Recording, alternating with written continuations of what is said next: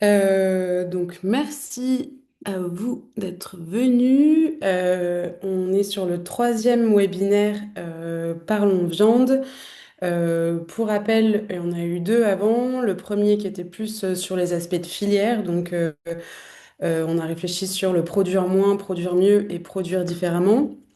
Le deuxième webinaire, c'était à destination plutôt de la restauration scolaire. Et donc, on a réfléchi comment faire évoluer les repas végétariens, comment former les différents acteurs et le fil rouge de l'ensemble de ces webinaires, donc comment dialoguer avec l'ensemble des parties prenantes, notamment les parents d'élèves. Et donc ce webinaire 3, l'idée c'était d'avoir un webinaire qui soit plus grand public. Donc on a appelé Viande, végétal, plaisir, trouver son équilibre sans culpabiliser ni se faire juger. Et donc, on a un panel d'intervenants qui va nous parler à la fois de comment on peut échanger sur ces enjeux de viande en famille ou avec ses proches, et au sein de la restauration commerciale, comment les choses évoluent et quels sont les leviers pour, encore une fois, intégrer plus de végétal et ou aller vers une viande de qualité. Donc voilà, et comme je disais, le fil rouge, c'est bien le dialogue et réintégrer à la fois de la nuance dans les différentes postures pour pouvoir trouver des points d'intérêt communs et des dénominateurs communs pour pouvoir avancer ensemble face à l'urgence de la situation qu'on est tous en train de vivre dans notre chair. Euh, le contexte, c'est cette publication. Donc là-dessous, je vais vous présenter notre association juste après et me présenter d'ailleurs. Mais donc, on a fait une publication qui s'appelle Parler viande dans les pâtes. Donc, pâtes, projets alimentaires territoriaux qui sont des dispositifs euh, proposés par l'État et encouragés pour que les collectivités réfléchissent à l'échelle locale sur leur système alimentaire, leur alimentation. Et donc nous, on est donc ces deux publications, il y a non, cette publication et la synthèse sont à disposition en accès libre sur notre site internet. Nous, on est une association loi 1901. Donc je suis directrice et cofondatrice avec Louison Lançon d'une association qui accompagne des territoires à construire des politiques alimentaires, donc qui s'appuient sur la relocalisation de la production, la durabilité et on travaille beaucoup sur l'échange de pratiques entre territoires. Et donc, effectivement, c'est un sujet qui est souvent assez crispé et, sur les territoires. Donc, on avait envie de fournir aux collectivités territoriales, qui sont notre principale cible, des outils pour pouvoir réintégrer du dialogue et de la nuance sur cet échange-là et pouvoir avancer sur cet enjeu de réduction de la consommation de viande et d'évolution des pratiques d'élevage. Et donc, sur la base de cette publication, on a réuni tout un tas de partenaires. Et donc, vous voyez que la construction de ces webinaires, c'est un petit peu la somme de la réflexion des différents, enfin, les positionnements, les discours et la façon, les différentes cibles des différents partenaires. Donc, on a monté ce cycle de webinaires avec Make Foundation, donc Alban Orion qui se présentera tout à l'heure. Mais donc une fondation qui accompagne la mobilisation citoyenne collective pour faire émerger des solutions concrètes face aux grands défis de notre société et qui organise notamment la Grande Semaine végétale avec des partenaires qu'on retrouve, donc Intervec qui réunit les acteurs économiques de la filière végétale ou encore AVF, l'Association végétarienne de France. Et on a associé aussi d'autres partenaires avec lesquels nous, on travaille davantage, Réseau Action Climat donc, qui rassemble les principales associations engagées dans la lutte contre le changement climatique et la promotion d'une transition juste et ambitieuse, et ALTA, qui est l'Alliance pour les transitions agricoles et alimentaires et qui fédère aussi des acteurs économiques, collectivités, associations autour des transitions agricoles et alimentaires. Voilà, tous ces partenaires. Et donc, aujourd'hui, le webinaire, il va se construire en deux parties. Comme je vous le disais, la viande en famille. Donc, on va regarder un petit peu les différentes trajectoires alimentaires, les perceptions associées et les discours à adopter selon qui vous avez en face de vous. Donc, ça, c'est nos intervenants qui détailleront. Et la partie 2, comme on disait, donc au restaurant, pourquoi c'est encore compliqué? Et donc là, c'est Laurence Goubet qui nous présentera sur la séquence 1 les freins côté restauration et les solutions et les leviers. Est-ce que vous m'entendez toujours? Oui, petit bug. Merci beaucoup à tous nos intervenants. Donc, Mathieu Noé, qui est président bénévole de l'Association végétarienne de France, qui interviendra en premier. Damien Cahin, qui est indépendant et aide les organisations à trouver les bons mots pour parler de transition écologique. Ensuite, on a Laurence Goubet, qui a créé et coordonne l'association Les Bouillonnantes, donc sur Nantes. Et Alban Orion, qui terminera, et notamment pour présenter quelques résultats et la grande semaine végétale à venir en automne, cet automne, la deuxième édition. On voulait vous proposer, c'est ce qu'on a fait sur les autres, il n'y a pas de bonne réponse, mais un petit sondage. Euh, Est-ce qu'il va arriver directement? Disons. Normalement, vous devez le voir arriver sur votre écran. Et donc là, la question qu'on vous pose, quel est le cliché sur l'alimentation végétarienne que vous entendez le plus souvent? Et la deuxième, selon vous, de quoi les personnes qui souhaitent manger plus végétal ont-elles le plus besoin? Et donc, je vous montrerai les résultats après, mais donc parmi les solutions, les clichés, c'est on manque de protéines sans viande, les plats végétariens ne sont pas rassasiants, manger végétarien coûte plus cher, ce n'est pas assez gourmand, c'est compliqué à cuisiner au quotidien. Et le deuxième, donc selon vous, de quoi les personnes qui souhaitent manger plus végétal ont-elles le plus besoin? D'idées, de recettes simples et gourmandes, d'informations fiables sur la nutrition, d'une offre plus attractive au restaurant et hors domicile, de produits végétaux accessibles et abordables et d'un environnement sans jugement ni culpabilisation. Donc, je vous laisse me dire ce que vous en pensez.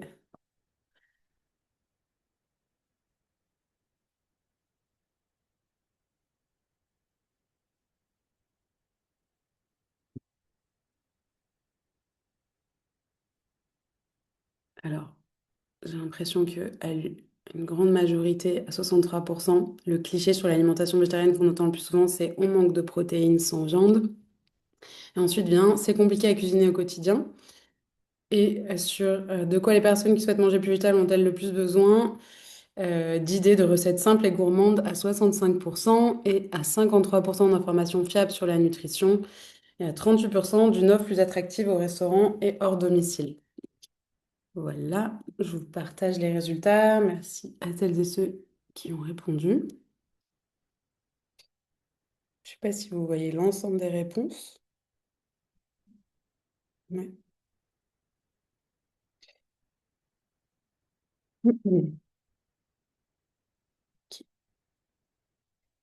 Et donc rapidement vous faire une petite introduction sur ce sujet. Donc effectivement, attendez, j'arrête le partage et j'enlève ce sondage. La question de la viande et de l'élevage qui occupe une place centrale dans les débats sur les enjeux agricoles et alimentaires, même si on n'en entend pas beaucoup parler dernièrement. Un débat qui est complexe et qui se polarise, donc ça on le constate sur plusieurs sujets, mais effectivement des avis qui se polarisent et des postures qui se cristallisent un petit peu partout et qui fait qu'on a de plus en plus de mal parfois à aborder certains sujets et donc des tensions euh, alors que c'est des enjeux avec différents défis, donc aussi bien environnementaux, sanitaires, mais aussi économiques, et notamment vis-à-vis des éleveurs sociaux et culturels, bien sûr, avec tous les enjeux d'identité dont on va parler par la suite. Et comme on disait, il nous semble important de remettre du débat, et du remettre du dialogue et surtout de la nuance pour justement trouver des dénominateurs communs. Quelques chiffres. Donc, en France, effectivement, l'élevage est un pilier de l'économie et de l'identité culturelle, avec une diversité de types d'élevage, donc bovins, porcins, ovins, caprins, avicoles. On retrouve une carte dans la publication et avec des réalités locales qui sont contrastées. Donc, 197 000 exploitations d'élevage, donc 87% en élevage intensif. Et c'est 44% des terres cultivées qui sont dédiées à l'alimentation des animaux. Donc, quelques chiffres à avoir en tête. Donc une richesse bien sûr et une part importante de l'économie, mais aussi des difficultés. Donc 30% des élevages ont disparu entre 2010 et 2020. 22% des éleveurs et éleveuses vivent sous le seuil de pauvreté, donc une pauvreté agricole qu'on connaît mais dont on parle peut-être trop peu.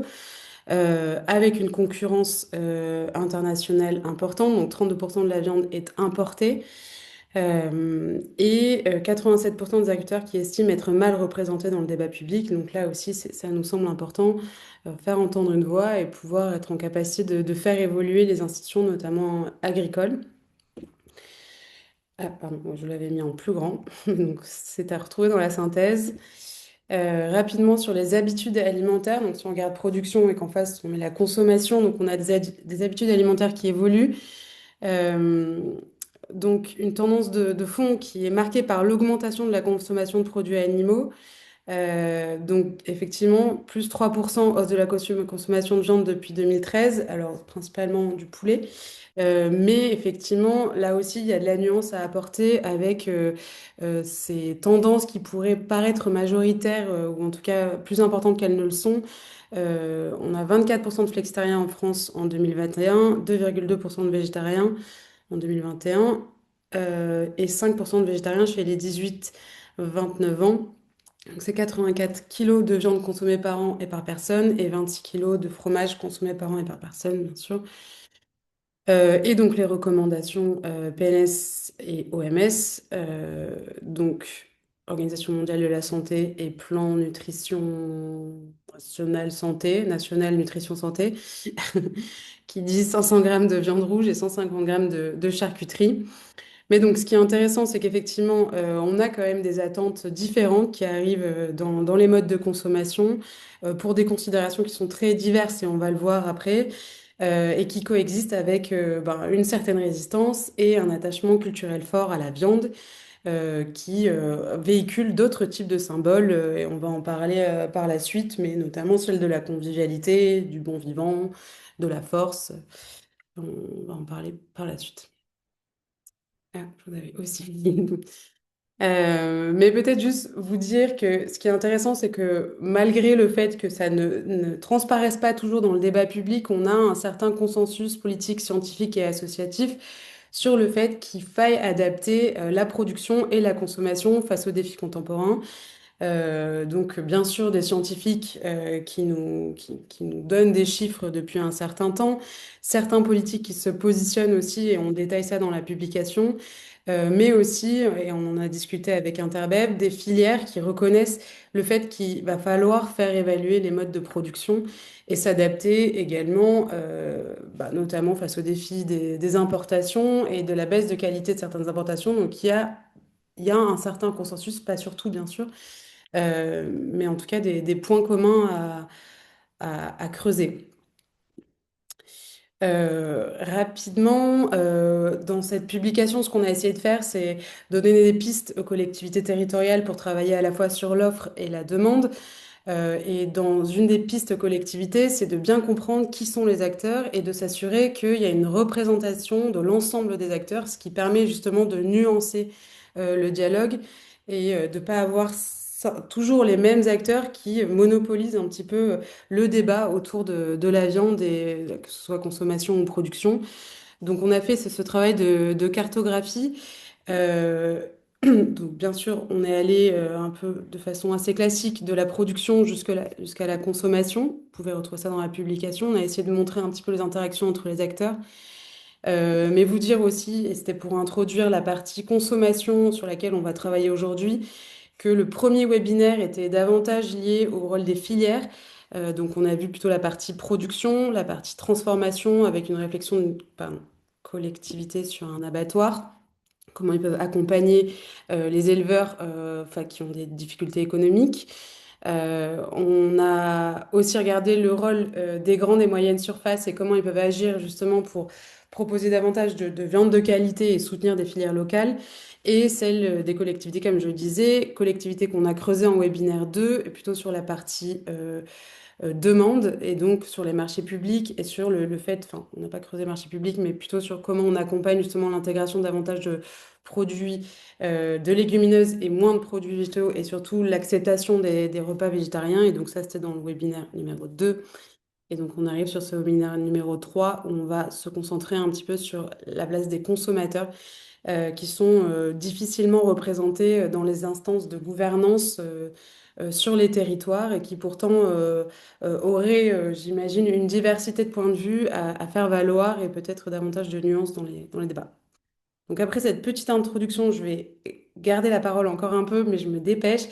Donc partie 1, parler viande en famille, trajectoire alimentaire, freins et astuces.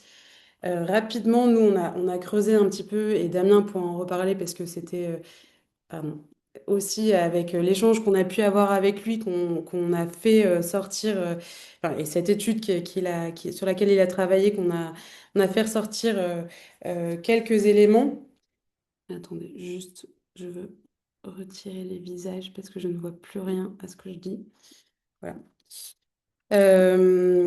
Donc rapidement sur les trajectoires, donc on sait que la population française est diverse et variée, elle adopte des attitudes diverses face à la réduction de consommation de viande selon la situation socio-économique, le genre, l'héritage culturel, les sensibilités aux enjeux environnementaux ou encore le positionnement politique. Et donc cette enquête agriculture et alimentation, regard des Français, dont Damien reviendra, sur laquelle Damien reviendra peut-être par la suite, a fait ressortir quelques éléments, donc un décalage générationnel, donc les moins de 35 ans qui sont plus familiers, favorables au régime végétarien, contrairement aux plus âgés qui, eux, sont plus sur des raisons de santé. Il y a aussi un écart géographique, donc 63% des urbains qui déclarent avoir réduit leur consommation de viande contre 55% des ruraux. Euh, et un fossé homme-femme et droite-gauche important. Donc les femmes et les personnes se déclarant de gauche sont plus enclins, enclines à réduire leur consommation de viande. Et rapidement aussi pour laisser le temps aux intervenants, mais je trouvais cette question de si grands profils intéressante et on en a parlé quand on a parlé avec les territoires aussi sur comment approcher les différentes cibles de votre territoire et de dépasser un petit peu cette vision CSP, enfin cette catégorisation de la population CSP qui peut être un peu limitante. Donc c'est Destin commun le think tank Destin commun qui a fait cette typologie par des systèmes de valeurs et des systèmes de croyances et qui a créé donc 6 profils qui ont des perceptions différentes de l'évolution de la consommation de viande et donc tout un discours à adapter. Donc là, j'ai pas tout remis, mais il y a une planche dédiée à chaque profil qui permet de voir un petit peu quels sont les mots-clés sur lesquels insister par la suite pour chaque type d'acteur. Donc, je vais juste vous présenter les différents profils. Donc, les libéraux optimistes, et vous verrez si vous vous reconnaissez dans un de ces profils-là. Donc, vision individualiste et confiante dans le progrès, qui manifeste une forte appétence pour le changement, notamment en matière alimentaire. Et donc, ça, c'est le profil le plus enclin à réduire sa consommation de viande. Donc, vous reconnaîtrez peut-être vos proches. Les militants désabusés, donc engagés sur les questions sociales et écologiques, favorables à la réduction de la consommation de viande, mais freinés par un sentiment d'impuissance. Les stabilisateurs en recherche de consensus qui peuvent s'ouvrir à des évolutions, même si elles sont accompagnées de manière pragmatique. Euh, voilà, les identitaires attachés à des repères culturels stables qui apparaissent moins enclins à modifier leurs habitudes. Mais comme on le disait, et c'est peut-être par rapport à l'âge, plus disposé à réduire pour des raisons de santé. Je vais très très vite, mais en fait tous ces profils sont détaillés et il y a beaucoup d'informations, et notamment sur les capacités à changer, et comme je vous disais, les mots-clés de chaque type d'acteur. Et 5 et 6 les laissés pour compte et les attentistes, donc 2 groupes qui sont plus éloignés ou désengagés des enjeux de transition et qui sont les moins enclins à réduire leur consommation de viande. Et on avait fait ce petit schéma que vous pouvez aussi retrouver dans la publication où on positionne un petit peu le pourcentage que représente chaque profil qui permet de voir un petit peu où on en est dans des évolutions possibles. Il y a d'autres types de trajectoires que vous pouvez retrouver dans la publication et qui sont intéressantes pour adapter le discours à chaque profil. Et je m'arrête là et je passe la parole à Mathieu Nollet. Merci Anna.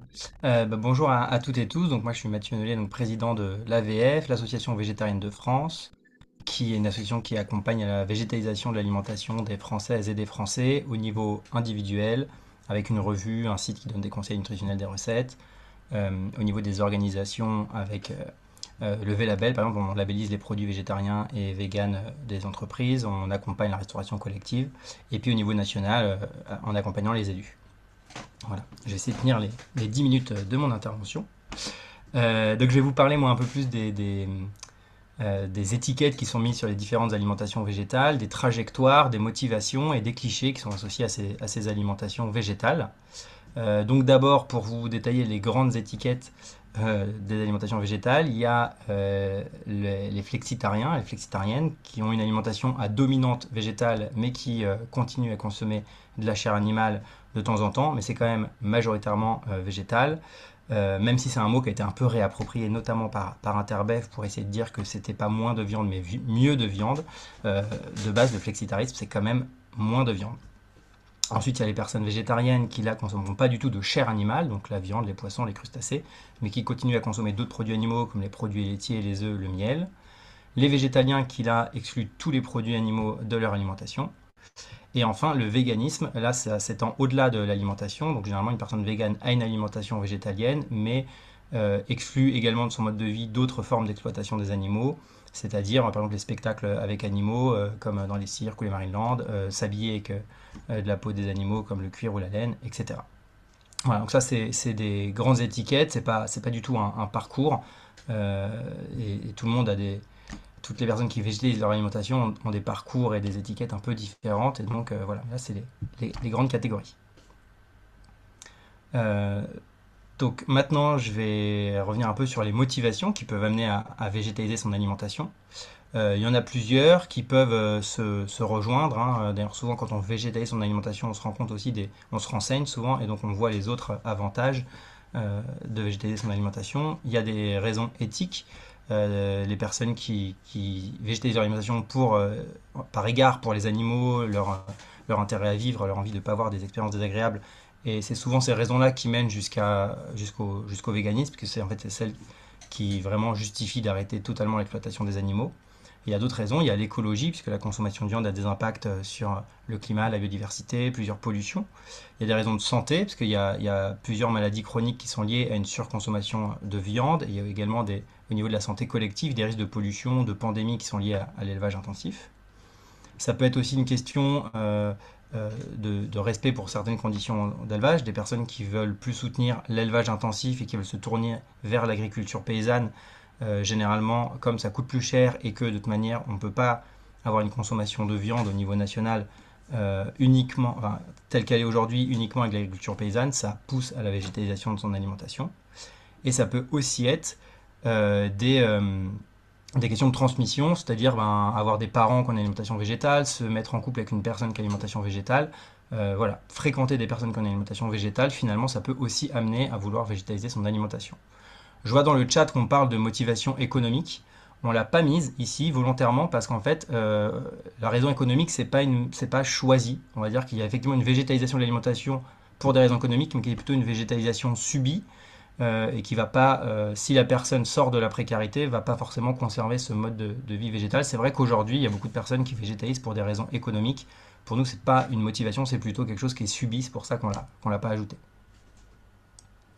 Voilà. Et donc ensuite, il y a un déclic, un moment où on va se dire, pour l'une de ces motivations, qu'on veut végétaliser, commencer à végétaliser son alimentation. Un déclic, ça s'inscrit souvent après un voyage intérieur, renforcement des convictions qu'on a vues avant. Et à un moment, il y a un événement qui va nous dire, ok, c'est le moment de végétaliser mon alimentation. On ne peut pas prévoir quand il va arriver, quelle va être sa raison, mais ça peut être le conseil d'un médecin, ça peut être recevoir des informations sur les modes d'élevage des animaux qui nous fait dire non, je ne veux pas contribuer à ça. Ça peut être un proche qui adopte une alimentation végétale. Et ça va être un déclic pour nous-mêmes commencer notre trajectoire de végétalisation de notre alimentation. Et donc là, sur les trajectoires, en fait, c'est une question en fait, de trouver son équilibre. C'est-à-dire que les trajectoires ne sont pas linéaires, il y a une question de rythme, il y a des personnes qui vont aller très vite d'être omnivores à être totalement véganes, il y a des personnes qui vont devenir flexitariennes et le rester, il y a des personnes qui vont mettre 15 ans avant de devenir végétarienne puis végane. Il n'y a pas de modèle uniforme, en fait il faut trouver un rythme qui nous convient, trouver une satisfaction à agir, en fait, avoir que ça fasse du sens, que notre alimentation elle ait un sens qui nous convient et qui soit aussi en phase avec les contraintes qui est en face. Et il peut y avoir notamment pas mal de contraintes à végétaliser son alimentation, notamment d'un ordre social, puisque sortir à l'extérieur dans les restaurants, etc., on va en reparler à la fin de ce webinaire, mais c'est encore un peu compliqué. Il y a aussi la vie en famille, hein, où ça peut être bien accepté par la famille, mais ça peut aussi être mal accepté par la famille. Et malheureusement, c'est un sujet qui revient à table, comme on dit, à chaque repas. Et donc, ça peut amener des conflits un peu récurrents qui font que les personnes vont essayer de trouver. Alors, ça peut être ces motifs sociaux, à mon avis, c'est le premier cas de retour en arrière sur la végétalisation de son alimentation. Il y a aussi les questions difficultés matérielles. Par exemple, quand on devient parent, ça peut être un peu plus compliqué. Et si on n'a pas une alimentation végétale qui est bien établie, ça peut être un peu trop compliqué de la conserver. Mais vraiment, les freins sociaux, je pense que ça va être les premiers aujourd'hui. Et donc, bah voilà, chacun va, dans sa trajectoire, trouver un équilibre entre le sens et les contraintes. Et par exemple, il y a des personnes qui vont avoir une alimentation totalement végétale chez elles, mais qui vont être omnivores à l'extérieur, dans leur famille, parce que c'est l'équilibre qu'elles auront trouvé. Et il y a aussi la question de l'étiquette, c'est-à-dire que c'est intéressant de se dire qu'il y a des personnes qui vont avoir une alimentation végétale sans pour autant se revendiquer végétarienne ou végétalienne, parce que revendiquer cette étiquette, c'est aussi commencer à être un peu plus peut-être affirmé dans ses choix. On perçoit ça un peu plus comme militant. Et donc il y a des personnes qui vont apprécier avoir cette étiquette parce qu'ils veulent en parler autour d'eux. Il y a des personnes qui vont avoir une alimentation végétale sans se revendiquer d'une étiquette. Ça aussi, ça dépend des personnes. Euh, Après, ce qui est intéressant de noter, on pense, c'est que en fait, les pratiques et les convictions, c'est des choses qui se nourrissent. Parce que l'alimentation, c'est effectivement un fait comment, métabolique hein, de se nourrir, mais c'est aussi un fait social et culturel. Et on va manger des choses qu'on a l'habitude de voir, et qu'on a l'habitude de manger. Donc fréquenter des personnes qui mangent végétal, ça peut nous amener à être plus enclines à consommer des plats végétaux, et du coup de consommer ces plats végétaux ça va aussi nous permettre de les trouver normaux et finalement de trouver des justifications à l'alimentation végétale. Et donc il faut bien voir que pratique et conviction c'est des choses qui se nourrissent, et c'est pas forcément les convictions qui viennent avant les pratiques, mais tout ça ça évolue ensemble dans la trajectoire aussi. Donc voilà, en fait c'est des trajectoires très variées, il n'y a pas de profil type, même si les convictions de base sont, on peut les regrouper dans les catégories qu'on avait montrées. Donc maintenant, je vais venir sur quelques clichés qu'on entend. C'est peut-être pas les clichés les plus courants qu'on avait vus dans le quiz du début, comme sur les protéines, mais des choses qu'on entend quand même assez souvent quand on végétalise son alimentation. Il y a le ça ne sert à rien, donc là qui s'en prend un petit peu au geste individuel. Donc là, faut bien voir que, bon, déjà, le changement collectif, il est fait de changements individuels, pas uniquement, mais c'est aussi parce que les individus choisissent de changer leur mode de vie que en faisant masse, ça va pouvoir faire pression et avoir des évolutions collectives. Et puis ensuite, il y a un changement d'alimentation, ça va avoir déjà un sens pour soi, c'est souvent une mise en phase avec des convictions, et donc ça déjà c'est bénéfique pour la personne. Végétaliser son alimentation, ça va aussi avoir un impact sur quelques vies animales par personne qui végétalise. Et par exemple, le cabinet de conseil Carbone 4 avait dit que c'était le geste individuel le plus efficace d'un point de vue climatique de végétaliser son alimentation. Donc évidemment, c'est pas une personne qui devient même vegan qui va changer la face du monde, mais on peut pas dire que ça sert à rien. Au contraire, ça a un impact pour cette personne, pour ses proches, pour les animaux. Et donc c'est quand même un geste assez utile et important. Un deuxième cliché, c'est tu veux la mort des agriculteurs. Ça, on le trouve assez intéressant parce qu'il vient montrer qu'en fait, en France, on associe beaucoup agriculteurs et élevage. Alors qu'en fait déjà il y a beaucoup d'agriculteurs qui font des productions végétales, hein, les maraîchers, les céréaliers, producteurs de légumineuses, etc. Mais en France, il y a vraiment une représentation agriculteur égale petit élevage. On le voit par exemple avec le salon de l'agriculture qui a tous les lieux à Paris, et où sur l'affiche c'est tous les ans une vache. Même l'année dernière, quand il n'y avait pas de vache au salon de l'agriculture parce qu'il y avait la maladie de la dermatose nodulaire qui empêchait de venir, l'affiche c'était un panel de portraits de vaches en disant venir c'est aussi soutenir. Et parce qu'en fait, c'est le seul animal qui est vraiment exploité assez en extérieur et donc dans l'herbe, et donc on peut mettre des photos qui donnent envie. Mais en fait, aujourd'hui, les agriculteurs, c'est pas du tout majoritairement des petits éleveurs, parce qu'il y a de l'élevage intensif et aussi plein de production végétale. Donc nous, on veut pas la mort des agriculteurs, et puis même si c'était tu veux la mort des éleveurs, c'est pas du tout le cas. Les personnes qui végétalisent leur alimentation vont plutôt vouloir l'accompagnement des éleveurs pour qu'ils sortent d'un système où en plus ils sont assez enfermés, on l'a vu par les chiffres, c'est quand même très compliqué, il y a de la précarité, il y a de l'endettement, Il y a de la souffrance au travail énorme pour les éleveurs, et donc c'est plutôt accompagner les éleveurs pour sortir de peut-être vers de la production végétale, etc. Il y a beaucoup de choses à mettre en place. Évidemment, végétaliser son alimentation ne veut pas dire vouloir la mort des éleveurs. Euh, et un dernier cliché, c'est tu manges végé donc tu es. On a tendance à catégoriser les gens en fonction de leur alimentation. Aujourd'hui, l'alimentation, c'est un fait social assez fort. On a des clichés, des portraits robots qui sont associés aux personnes qui mangent, qui végétalisent leur alimentation. On va tout de suite te dire c'est des citadins qui n'ont pas de contact. Est-ce que c'est vraiment la nature? Ça va être des gens plutôt jeunes, etc. Alors qu'il y a vraiment tous les profils de personnes qui végétalisent leur alimentation, des jeunes, des vieux, des personnes de droite, de gauche. Alors c'est sûr qu'il y a des profils qu'on va retrouver un peu plus, mais toutes les personnes peuvent végétaliser leur alimentation. Il faut aller voir au-delà de ça. Euh, donc voilà, je vois dans le chat une question, mais on répondra après aux questions. Alors je m'arrête là, j'ai déjà fait. Non, j'y vais. Alors, les critères pour qualifier l'élevage bovin d'intensif, en fait, il n'y a pas vraiment de critères qui définit clairement ce que c'est l'élevage intensif, donc ça peut un peu varier, mais ça va être quand les vaches vont avoir pas ou très peu accès à l'extérieur, quand il va y avoir une quantité importante de vaches dans un même élevage, etc. Et c'est vrai que les vaches en France, c'est les animaux qui sont le moins élevés en intensif. Euh, Alors que les poulets, les cochons, les lapins, c'est la très grande majorité qui sont élevés en intensif en France. Merci beaucoup. Et donc, effectivement, si vous avez d'autres questions pour Mathieu, on les prendra juste à la fin de la partie, après l'intervention de Damien, on prendra toutes les questions. Merci beaucoup, Mathieu. Avec plaisir.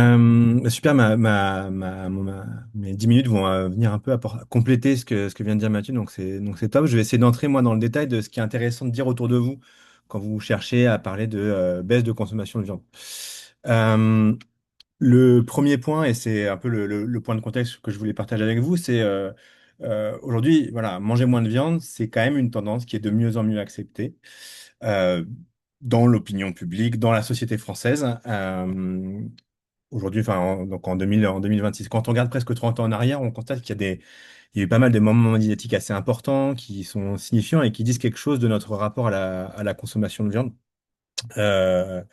Euh, et qui fait que, bah, en fait, consommer moins de viande, on peut dire aujourd'hui que ça devient quelque chose qui fait partie d'une forme de norme sociale. On en a un peu parlé au début. Typiquement, en 2024, que des youtubeurs comme McFly et Carlitos lancent un défi vegan et que ça fasse 3 millions de vues, c'est signifiant pour parler de cette normalisation du moins de viande. Le fait que des marques véganes comme Apivore, La Vie ou Harry Co se multiplient, c'est aussi signifiant sur le fait social autour du moins de viande, de même qu'il y a de plus en plus de fast-food vegan qui prennent leur essor. Donc la norme a évolué. Mais on le voit sur le graphique des évolutions de la consommation de viande depuis les années 2000. La consommation, comment dire, la norme sociale a évolué, mais elle concerne surtout la consommation de viande rouge, donc c'est bah, voilà, la partie bovin, alors que la consommation de viande de poulet a vraiment pris son essor. Ça tient, cette évolution sur la consommation de viande, quand on regarde un peu des grands jalons médiatico-sociaux des 30 dernières années, on voit qu'il y a eu pas mal de scandales sanitaires associés à la viande de bœuf, à commencer par la vache folle à la fin des années 90, début des années 2000, les barquettes Findus avec la viande de cheval, et aussi L214 qui s'est mis à faire beaucoup de reportages, notamment dans les abattoirs Charal à Alès pour son premier. Cette baisse, elle tient aussi beaucoup au fait qu'il y a eu beaucoup de communication des ONG sur les impacts de la consommation de viande rouge sur l'environnement et aussi sur la santé. Euh, Quand bien même, enfin voilà. Tout ça donc nous fait dire qu'il y a une norme sociale qui est de plus en plus qui est là. Ça se voit aussi dans le fait que les profils de végétariens et de véganes sont de plus en plus visibles dans la société, dans le sens où bah, dans l'étude que citait Anna au début, une majorité de personnes dit aujourd'hui connaître des végétariens ou des véganes dans leur entourage, et c'est pas quelque chose qui est vraiment farfelu dans la tête des personnes qui sont interrogées. C'est quelque chose qui est plutôt accepté. Il n'y a pas vraiment de rejet de ce mode de consommation. Donc voilà, transition alimentaire, normes sociales et des personnes qui, bah, en majorité, se disent avoir réduit leur consommation de viande ces dernières années. pour pas mal de raisons. Et c'est ça qui est intéressant. La transition alimentaire, elle a du sens. On réduit sa consommation de viande. On déclare avoir réduit sa consommation de viande d'abord pour des raisons financières, mais aussi pour sa santé, pour préserver sa santé et pour préserver le bien-être animal. C'est intéressant quand on se place dans le contexte de la communication parce que ça nous dit qu'il y a plein d'arguments en fait pour essayer de convaincre des gens au travers de ce qui les préoccupe le plus. En revanche, ce qu'on a vu précédemment, c'est que la transition, elle reste encore anecdotique dans les faits. Ça veut dire qu'il y a des freins. Et il y a des freins qui sont importants de connaître et qui sont importants d'identifier quand on cherche à faire avancer ce discours sur la baisse de la consommation de viande. Ces freins, enfin, j'en ai identifié quatre, notamment dans le travail que j'ai pu mener avec Parlons Climat et que euh, enfin, que Anna évoquait au début. Le premier, ce sont les habitudes. La viande, vraiment quelque chose, il faut vraiment avoir en tête que c'est quelque chose qui est ancré dans les habitudes alimentaires françaises. Alors, même voilà, quand on va se cuisiner quelque chose, c'est très simple dans notre imaginaire à nous de se dire, bah, je vais me faire un morceau de viande et puis faire des petits haricots verts à côté. Euh, le fait de cuisiner végétarien, c'est quelque chose qui n'est, et c'est ce que Mathieu disait un peu aussi, hein, c'est pas encore quelque chose qui est facile. En tout cas, dans la représentation, c'est pas quelque chose qui vient facilement en tête. Quand on dit je vais préparer un menu pour des invités, voilà, on se dit on va mettre une viande au milieu de la table. Euh, l'autre point là-dessus sur les habitudes, c'est que finalement il y a peu de représentation de ce que c'est un plat, un menu sans viande. L'autre frein important, c'est la distinction sociale. Euh, il y a une forme de fierté, en tout cas, qui peut être associée au fait de pouvoir servir de la viande à table, notamment chez les catégories sociales les moins élevées. Pouvoir offrir de la viande à sa famille le soir, ça peut être considéré comme une preuve de réussite chez certaines personnes.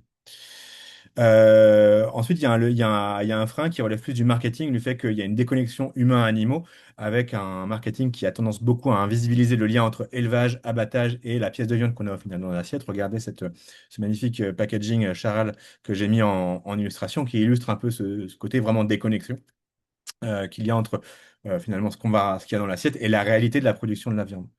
Et l'autre point, c'est les environnements alimentaires. On peut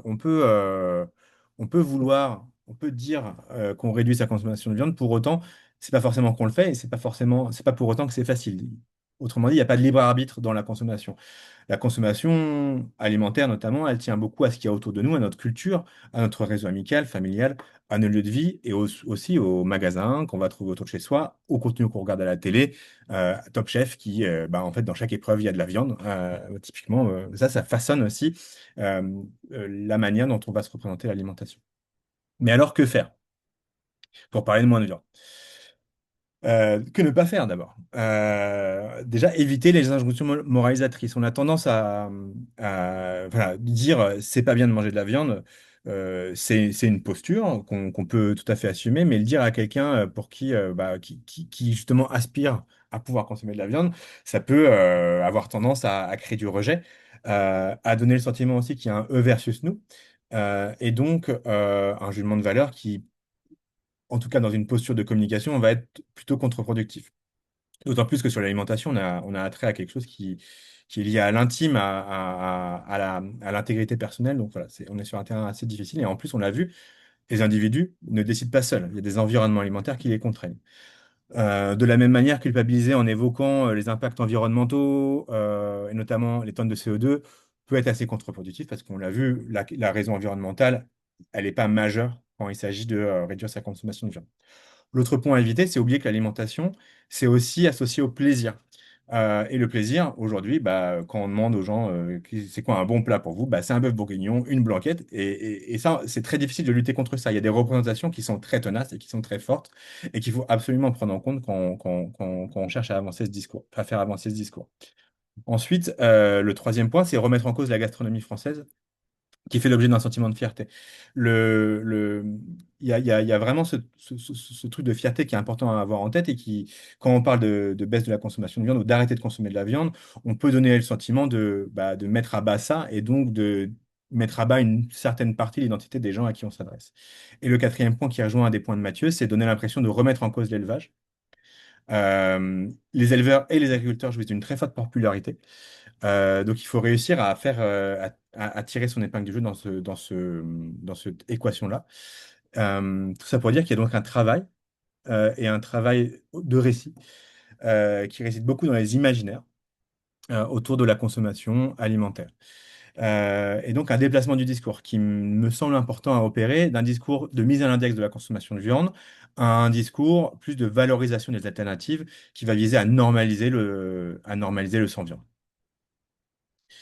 Ça va passer par visibiliser les offres végétariennes, la désirabilité des plats sans viande, travailler sur les bénéfices santé notamment, en prenant bien, en prenant bien compte du fait qu'il n'y a pas un seul public à qui on s'adresse. Il y a des gens très engagés que ça va être plutôt facile d'accompagner vers des régimes végétariens, parce qu'ils savent que c'est bien pour l'environnement, pour le bien-être animal, pour leur santé, etc. C'est évident pour eux. Il y a des gens moins engagés, euh, auprès de qui il va peut-être être plus intéressant d'accroître la désirabilité du moins de viande plutôt que de leur dire arrêtez de manger de la viande du jour au lendemain. Donc, voilà, vraiment essayer d'adapter le récit au public à qui on cherche à s'adresser en allant chercher vraiment, en fait, quelles sont les valeurs de ces différentes personnes-là, sur quoi on peut s'appuyer pour les emmener vers une baisse de leur consommation de viande. Euh, sur quoi ils en est? Vous l'avez compris, hein, tout mettre sur la baisse de la consommation de viande peut être difficile. En revanche, essayer de se connecter à des leviers individuels, euh, collectifs ou à des sujets agriculture ou alimentation pour aller sur le sujet santé, sur le sujet nutrition, sur le sujet pouvoir d'achat, ça peut être des manières de construire un discours qui va emmener la personne à qui on s'adresse à mieux accepter le discours sur la baisse de consommation de viande.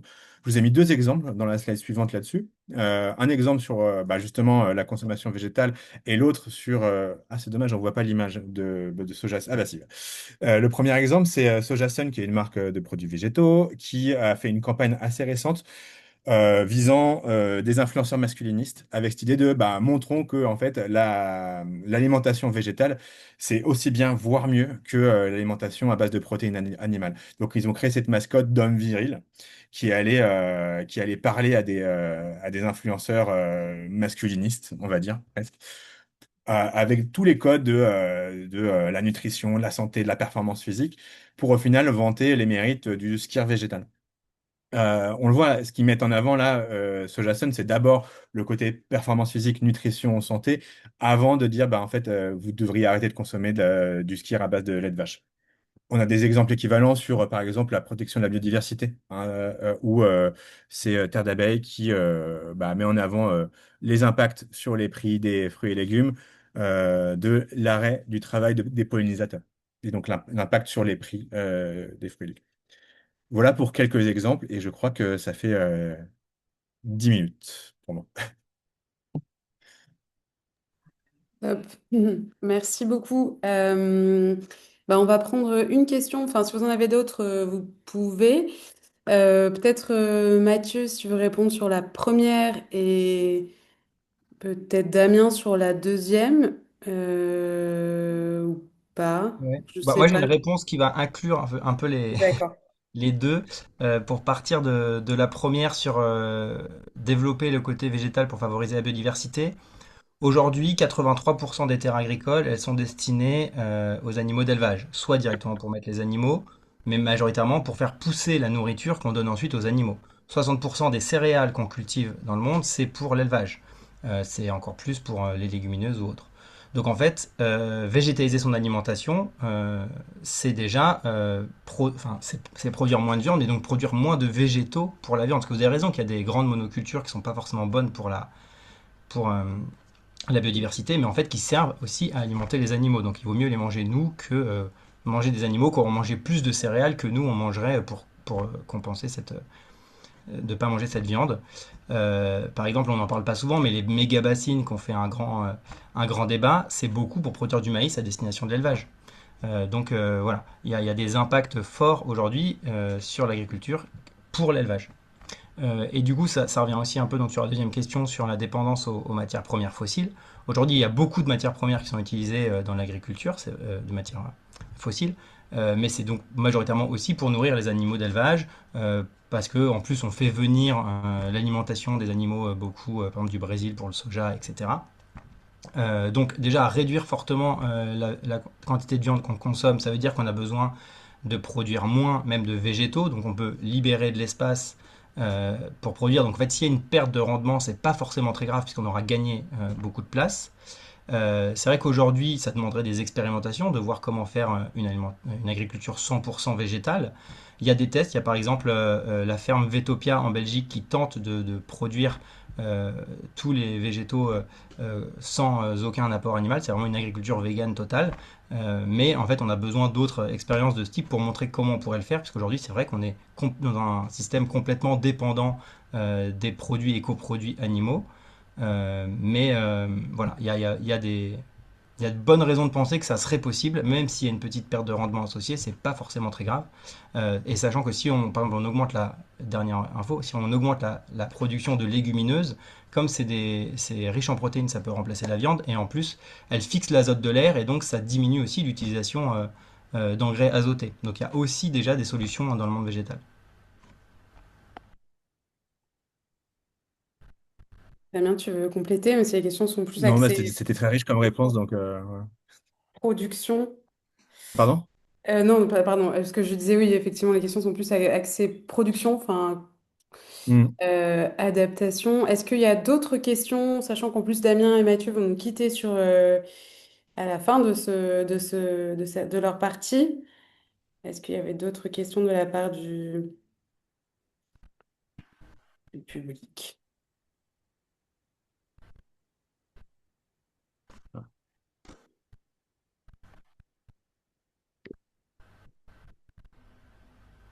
Euh, Donc, pas une question de Pascal, mais plutôt un commentaire sur la définition de l'élevage intensif. Ok. Très bien. Est-ce que vous voulez ajouter autre chose, Damien, Mathieu? Et sinon, on passe à la deuxième partie. Ah bah, si Non, vous avez merci d'autres pour votre questions. attention. Ah Hmm. oui. Je veux dire, si vous avez d'autres questions, n'hésitez pas à venir sur le site végétarisme.fr de l'AVF où il y a aussi beaucoup de contenu pour répondre à vos questions. Merci beaucoup, en tout cas, pour vos interventions. Et on passe à la deuxième partie. Merci, au revoir. Au revoir. Merci. Donc, deuxième partie, parler viande avec les restaurateurs. Donc, initiative inspirante et frein au changement. Et donc, c'est Laurence Goubet qui va nous en parler. Je te laisse peut-être présenter les bouillonnantes comme tu le souhaites de façon plus précise. Ouais, j'ai fait des petites slides après qu'il présente si tu veux. Bonjour à tous. Donc moi je suis fondatrice et coordinatrice de l'association Les Bouillonnantes qui, comme son nom l'indique, est à Nantes. Les Bouillonnantes, c'est une association un peu unique parce que on fédère des acteurs de la restauration commerciale et autant c'est une habitude pour les paysans de se mettre en réseau et de travailler ensemble. Autant ça n'existe pas beaucoup dans la restauration. Et donc l'idée, c'est à la fois de les fédérer, de les soutenir, de les accompagner et de faire ça avec les acteurs de la restauration commerciale qui s'engagent sur les transitions écologiques et sociales et de s'appuyer sur eux pour porter un message auprès du grand public parce qu'on sait que quelque part, les chefs ont un peu un rôle de porte-parole en matière d'alimentation. Donc aujourd'hui, on a un réseau qui est sur Nantes, qui a 83 établissements. Ce qui est intéressant de dire, c'est que c'est tout type d'établissement, parce que ces sujets de transition, ils concernent tout le monde. Donc ça va du chef à domicile au restaurant étoilé, en passant par des bistrots, des coffee shops. Et on initie un deuxième réseau sur le territoire Saint-Nazaire-Aglo, pardon pour la faute, et Presqu'île de Guérande avec une vingtaine d'établissements. Et sur notre site, vous pouvez retrouver les membres si vous passez à Nantes et que vous cherchez des bonnes adresses. Nos actions sur l'association, je les présente très rapidement, mais elles sont sur notre site.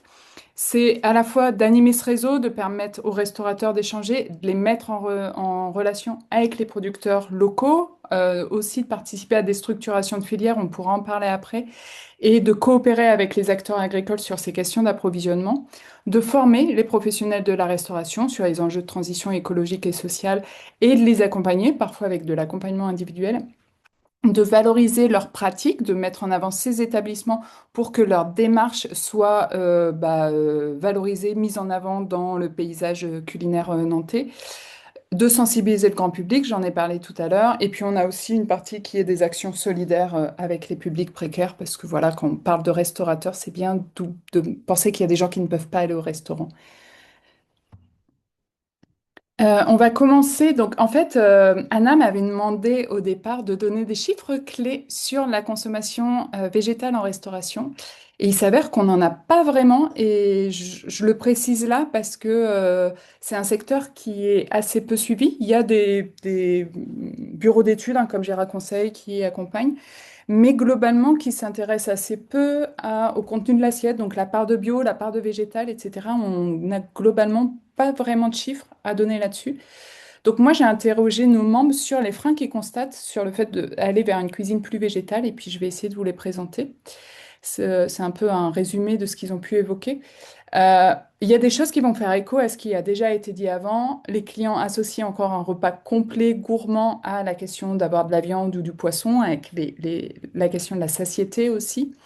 Il y a une incertitude sur la demande réelle pour des plats végétariens de la part des clients. On voit, nous, on est donc en ville, on voit donc que c'est une demande qui monte, mais quelle part ça représente réellement, il y a peu de visibilité là-dessus pour les restaurateurs. On en a parlé aussi tout à l'heure.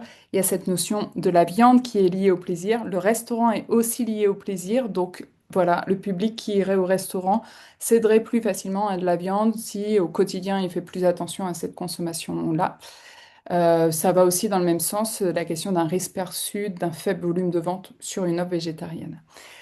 Il y a aussi un sujet sur la formation, je pense que vous l'avez un peu en tête, mais en gros aujourd'hui la formation en cuisine traditionnelle, tels que ceux qui ont suivi le Vincent Morel et ses guides un peu de référence du CAP cuisine, donne une place très importante aux protéines animales dans les recettes et le corpus des recettes. Cette formation-là, par ailleurs, elle inclut très peu de notions de nutrition. Donc en fait, aujourd'hui, les chefs n'ont pas vraiment pour habitude de réfléchir à leur cuisine en fonction de l'équilibre alimentaire et de savoir comment on remplace, par exemple, la part de protéines animales par des protéines végétales et comment assimiler les légumineuses avec les céréales, etc., pour combler tous les besoins nutritionnels. C'est pas nécessairement des notions qu'ils maîtrisent très bien. Il y a aussi un certain manque d'expérience et de référence avec certains ingrédients végétaux, notamment les légumineuses. Aujourd'hui, le pois chiche est utilisé en mousse, les lentilles en salade, mais en fait, il y a plein d'utilisations qui sont peu connues, peu utilisées. Il y a aussi des types de protéines végétales, notamment transformées, que les chefs connaissent assez peu et sur lesquels ils se basent peu pour diversifier leurs assiettes.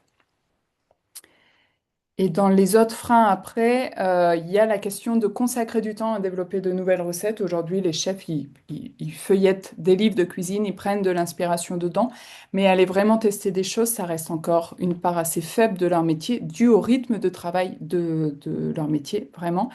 Il y a aussi une question d'appréhension sur des risques en termes d'hygiène, notamment pour tout ce qui concerne la fermentation. La fermentation, c'est quand même un enjeu pour diversifier l'assiette et la végétaliser. Je parle notamment des lactofermentations. Mais voilà, c'est un risque. Aujourd'hui, c'est un risque de la part des chefs, mais aussi par rapport au fait qu'il n'y a pas vraiment une réglementation claire en cas de contrôle d'hygiène. En gros, face à des produits fermentés dans des bocaux dans un restaurant, les contrôles d'hygiène, c'est un peu aléatoire et on ne sait pas trop à quoi s'attendre de la part de l'organisme. Donc voilà, ça peut aussi être un frein. Il y a aussi la question de la résistance au changement au sein des équipes. Parfois, un chef voudrait embarquer ses équipes à faire de plus de végétal et les cuisiniers n'y sont pas nécessairement favorables et dans une période où c'est difficile de recruter, ça peut être une problématique. Il y a quelque chose qui est beaucoup revenu dans ce qu'il disait, c'est les clients pensent qu'un plat végétarien coûte nécessairement moins cher, ce qui peut être vrai sur l'achat des matières premières, dans en tout cas une certaine proportion. Voilà. Mais en fait, eux, ils remarquent qu'une cuisine végétarienne demande souvent un travail plus conséquent en cuisine, et donc l'économie, elle n'est pas nécessairement réelle pour eux. Et en conséquence de ça, c'est difficile de fixer un prix jugé acceptable par les clients qui peuvent considérer qu'un plat sans viande devrait coûter moins cher alors que eux, ils ne font pas nécessairement cette économie-là. Et puis en dernier frein, c'est quelqu'un qui m'a envoyé ça ce matin, qui me disait, ben nous aussi, en fait, on a des liens avec beaucoup de producteurs, alors généralement des maraîchers, ça, il n'y a pas de doute, des éleveurs, des producteurs de produits laitiers, et moins avec les producteurs de légumineuses et de céréales qui sont plutôt achetés auprès des grossistes, ce qui fait que finalement, le lien affectif avec le producteur pour, en fait, penser ses approvisionnements un peu guidé par ce lien-là et puis l'interaction qui permet aussi bah, en fait, un producteur, il peut conseiller sur un produit, etc. Il existe un peu moins et du fait, il donne moins de curiosité aux restaurateurs à aller tester des produits comme certaines légumineuses ou céréales moins courantes. Voilà. Ensuite, on passe sur une partie constat. Je vais essayer d'aller un peu vite là-dessus parce que je pense que ça regroupe pas mal de choses qui ont déjà été dites. Nous, on a fait une enquête auprès des clients en fin d'année dernière. Alors, je précise, cette enquête, elle a été faite via le réseau des bouillonnantes, relayée par nos restaurateurs et nos partenaires. Donc, on sait qu'on a touché, c'est pas comme si on avait été faire une enquête au milieu du centre-ville de Nantes en interrogeant les gens. On a touché un public qui est quand même celui de nos restaurants et qui suit notre association. Et on voit dans cette enquête qu'il y a une forte demande de renforcer les offres végétariennes ou à minima plus végétales, et dans une moindre mesure la question des offres véganes. En gros, l'offre végétarienne dans un restaurant, pour beaucoup, c'est considéré comme un prérequis minimum. Et son absence peut être pénalisante, notamment par rapport au fait que des personnes qui viennent en groupe, il peut y avoir facilement dans le groupe une personne qui soit végétarienne. Si elle ne voit pas qu'il y a une offre végétarienne à la carte, c'est tout le groupe qui va décider de ne pas aller dans ce restaurant-là. Donc la présence d'une offre végétarienne, elle peut faciliter le choix d'un restaurant. C'est ce qui est ressorti de cette enquête.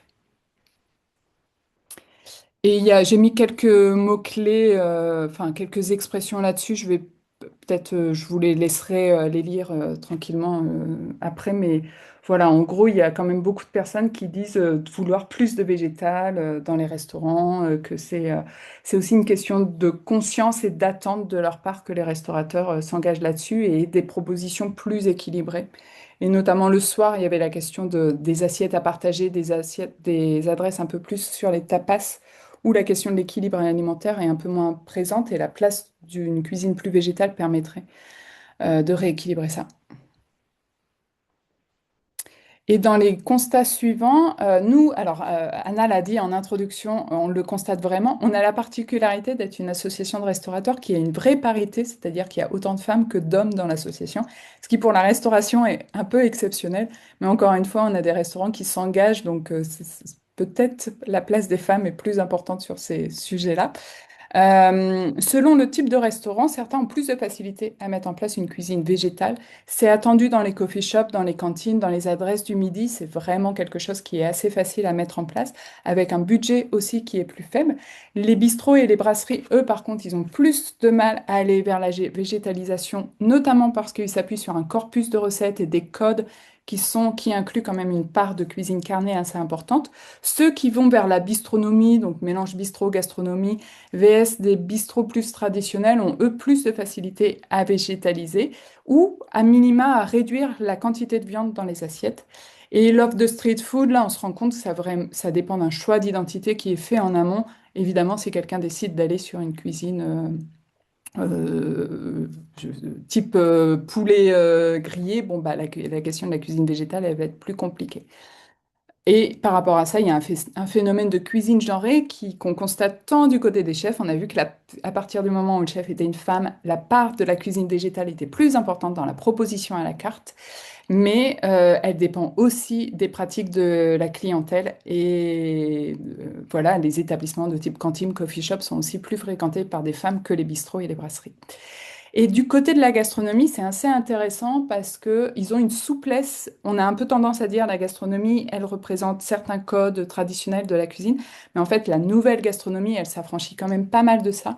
Et on a des chefs qui ont réussi à presque supprimer la place de la viande. Et j'ai pris l'exemple du Manoir de la Régate à Nantes, qui est un restaurant qui travaille avec des poissons de rivière, donc qui est pas végétal, hein, il y a une part, mais sa part de viande a quasiment disparu de la carte. C'est maximum sur un 8 à 12 services, c'est maximum un plat de viande qui va être servi et 2 à 3 plats de poissons de rivière. Voilà. Et puis les restaurateurs disaient aussi, mais nous, on peut aussi servir de la cuisine végétarienne ou végane sans que les clients s'en rendent compte et voir ça aussi comme un levier et un petit clin d'œil au fait que, par ailleurs, ils pourraient considérer que la cuisine végétarienne ne serait pas assez gourmande, mais finalement, ils sont capables de manger des plats végétariens sans le réaliser. Alors, l'idée, c'est, nous, on a expérimenté plusieurs choses sur l'association pour favoriser une cuisine plus végétarienne au sein des restaurants, et c'est de vous les présenter. Donc, le premier levier, si tu veux bien avancer, Anna, c'est la question de repenser les récits en restauration. En fait, il y a un discours qui consiste à dire aujourd'hui que la cuisine traditionnelle française, c'est une cuisine qui est à base de viande et puis de légumes en accompagnement, etc. Et en fait, moi, j'aime bien raconter aux chefs et leur montrer avec des exemples aussi assez concrets que la viande n'était pas du tout la cuisine du peuple.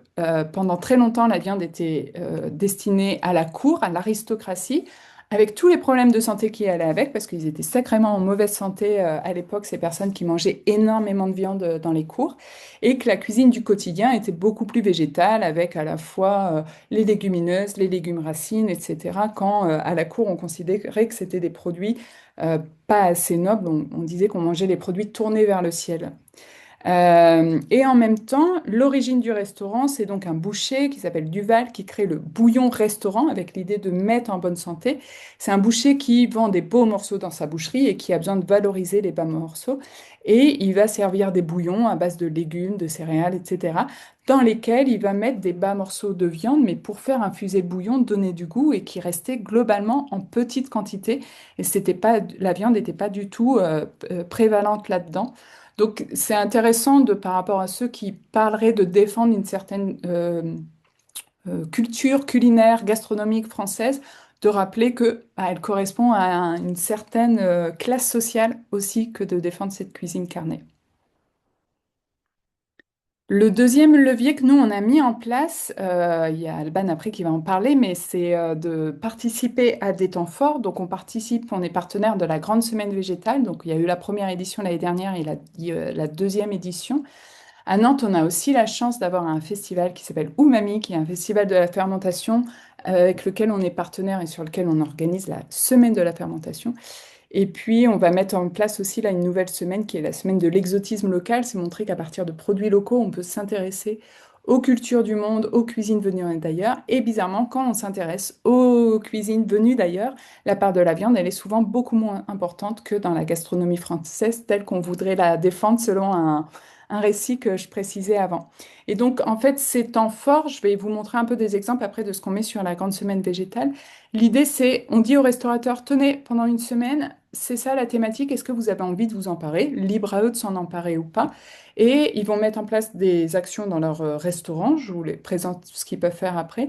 Et nous, on va les accompagner là-dessus avec des temps de formation en amont pour les sensibiliser aux enjeux qu'il y a derrière, mais aussi en mettant en place des outils, donc ça va être des supports digitaux pour qu'ils puissent communiquer sur cette semaine-là, des fiches recettes qu'ils vont avoir dans les restaurants, qu'ils vont pouvoir distribuer à leurs clients pour venir alimenter le discours, mise en avant de leur participation à l'événement via notre newsletter, des publications, etc. Ce qui permet de valoriser leur engagement auprès du public et puis de les promouvoir. Et si tu veux bien passer à la page d'après. Et donc pour la grande semaine végétale, on a par exemple tous ces exemples qu'on peut proposer aux chefs de faire. Donc ils pourraient essayer de faire un menu 100% vegan pour une fois, de proposer une carte de tapas ou d'assiette à partager qui soit 100% végétarienne, de mettre en place une remise, un menu moins cher à partir du moment où il est végétal, de proposer un menu thématique autour d'un produit. L'année dernière, il y a une chef qui a fait un menu thématique autour du millet, qui est une céréale globalement moins utilisée, puis ça lui a permis d'expérimenter comment transformer ce produit-là. D'organiser un dîner thématique en faisant venir un maraîcher ou une maraîchère, ça peut être aussi un producteur de légumineuses, etc. De proposer un cours de cuisine végétale à partir des produits du marché à leurs clients, de proposer des dégustations, par exemple, des choses qu'ils vont expérimenter, mais qui peuvent être un frein un peu pour les clients qui vont dire, ah non, je ne vais pas prendre un plat entier à partir de ça que je ne connais pas, de goûter du fromage, des charcuteries végétales, des choses comme ça, en format dégustation offert en début de repas. Et puis, je le disais tout à l'heure, il y a aussi ce fait de pouvoir offrir des fiches recettes végétales aux clients. Ça fait un peu le lien, ça permet de raconter une histoire, pourquoi on participe à l'événement. Le troisième levier qu'on a mis en place, c'est des temps d'interaction et de partage entre les restaurateurs eux-mêmes pour qu'ils puissent se dire les uns et les autres qu'est-ce qu'ils ont expérimenté, quel retour ils constatent en termes de fréquentation, de rentabilité, etc. Et donc, je vais vous mettre plusieurs choses quelques exemples qui ont été partagés. On a un restaurant à Saint-Nazaire qui s'appelle Gamin, qui lui a décidé que l'intitulé de son plat, c'était avant tout l'élément végétal. Donc, ça peut être poireau, ça peut être pois chiches, etc. C'est un restaurant gastronomique, je le précise. Et les produits carnés comme la viande ou le poisson sont servis tel un condiment à côté. Donc, on a une assiette où le végétal est vraiment au centre. Et à côté, on a une petite assiette avec ce condiment qui va être la proposition carnée, ce qui vient un peu contrebalancer ce qu'on peut avoir l'habitude de voir ailleurs. Et puis ça vient interroger aussi le client sur qu'est-ce qui est principal dans son assiette. On a un autre restaurant à Nantes qui s'appelle Broussailles, qui lui a mis en place depuis le début le fait que son menu végétarien, en entrée plat dessert, vis-à-vis d'un menu carné, est 3 euros moins cher, ce qui est quand même pas rien, pour inciter justement sa clientèle à choisir ce menu-là. Et on a un restaurant à la carte postale à Nantes qui est un restaurant self-service. Et ils ont tous les midis à la fois une offre carnée, une offre végétarienne et une offre végane proposée sans exception, avec une différence de prix aussi. L'offre végétarienne et végane sont moins chères que l'offre carnée. Voilà, c'est des exemples de membres qui ont mis en place des choses. Le quatrième levier, il fait un peu le lien avec ce dont je parlais sur les semaines thématiques. C'est l'idée de faire découvrir de nouveaux produits et de nouvelles recettes aux restaurateurs. Nous, on a notamment un levier, c'est que tous les 15 jours, on envoie une revue de presse à nos membres sur c'est quoi l'actualité dans la restauration, la gastronomie, l'alimentation. Et dans cette revue de presse, on leur partage des recettes, des découvertes de produits de ce qui peut exister. Alors, ça peut venir d'émissions comme On va déguster, de choses comme ça, de podcasts, de chefs qui ont partagé des choses sur leur réseau. Ils y sont très friands et donc ça leur permet de découvrir voilà, des produits qu'ils ont moins l'habitude de cuisiner, puis de voir d'autres chefs les mettre en application. On essaye aussi de leur faire découvrir des produits par des visites de ferme. Donc, ça peut être d'aller chez des maraîchers qui vont faire des légumes un peu différents, plus rares, qu'on a moins l'habitude d'utiliser. Ça va les inciter à être créatifs. Ça peut être sur des fleurs comestibles. On a aussi, nous, la chance ici sur le territoire, dans le pays de Châteaubriand, d'avoir une ferme en polyculture qui cultive énormément de diversité de légumineuses et de céréales et qui a un carré test où ils testent plein de nouvelles variétés à chaque fois. Et donc d'emmener les restaurateurs là-bas pour leur montrer tout ce que localement on peut cultiver et toute la diversité qu'il y a sur ces produits-là. C'est quelque chose qui fonctionne assez bien. Il y a aussi l'enjeu de la cueillette. La cueillette, déjà économiquement, c'est hyper intéressant. Alors ça prend du temps, mais aller découvrir les plantes sauvages qu'on peut cueillir, les algues, les champignons, etc., en fait, la cueillette, c'est végétal. Et en plus, ça les amène à aller dehors. C'est une super pratique qu'ils peuvent faire en équipe avec leurs membres. Donc voilà, ça, c'est quelque chose qui fonctionne bien. Et puis, j'en parlais tout à l'heure, il y a aussi la question de, pour faire découvrir de nouveaux produits, de nouvelles recettes et de nouveaux usages, pardon, de s'intéresser aux cuisines du monde. Je le disais, c'est moins carné généralement. Donc nous, on a la semaine de l'exotisme local là qu'on lance, mais il y a aussi le Refugee Food Festival dont on est partenaire à Nantes et moi j'ai participé à initier ici à Nantes. Voilà, en fait, d'aller créer cette rencontre-là avec des publics réfugiés qui arrivent avec leur cuisine, leurs habitudes, et qui vont montrer en quoi, comment différemment dans leur pays ils peuvent cuisiner, ça peut aussi inciter à diversifier la cuisine pour une cuisine plus végétale. Voilà. Et le cinquième levier, c'est de travailler sur la viande aussi. Alors, ça peut paraître contre-indicatif, mais déjà, en fait, tous les restaurateurs qu'on accompagne ne vont pas passer en 100% végétal. Je ne suis pas sûre non plus que ce soit souhaitable complètement. Par contre, pour nous, il y a un levier à les accompagner à s'approvisionner mieux en viande. C'est ce qu'on appelle le manger moins de viande, mais mieux. Et tout en faisant attention à ne pas polariser le débat, c'est-à-dire parler aussi de la place et de la qualité de l'approvisionnement en viande dans l'assiette en même temps qu'on parle de la végétalisation.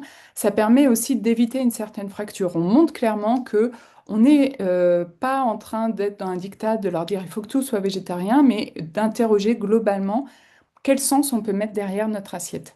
Et d'ailleurs, j'ai vu qu'il y avait Pierrick qui était là de la Vache Nantaise, il a participé à ces échanges. Alors, la vache nantaise, ici sur le territoire, c'est une race locale qui a une vraie dynamique, qui a travaillé, fait tout un effort pour travailler en direct avec les restaurateurs et qui a initié une dynamique quand même depuis quelques années et qui sont très moteurs.